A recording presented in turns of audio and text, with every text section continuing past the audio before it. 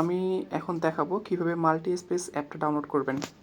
তো এই multi space অ্যাপটার কাজ হচ্ছে যে ফেসবুক অ্যাপ বা লাইট, তো বিভিন্ন অ্যাপ হচ্ছে ক্লোন করা যায় এই অ্যাপের মাধ্যমে।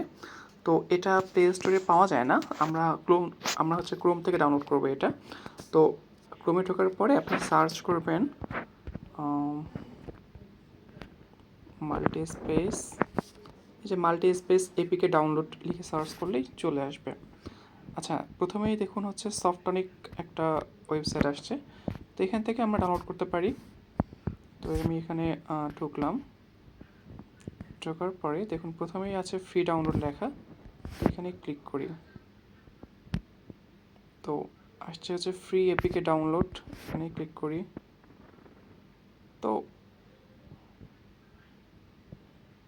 এখানে দেখুন হচ্ছে যে ক্যান্সেল ডাউনলোড এনিওয়ে, তো আপনারা এখানে ডাউনলোড এনিওয়ে দিয়ে দেবেন। তো ডাউনলোড এনিওয়ে দিয়ে দিলেই হচ্ছে এই যে ডাউনলোড হয়ে গিয়েছে।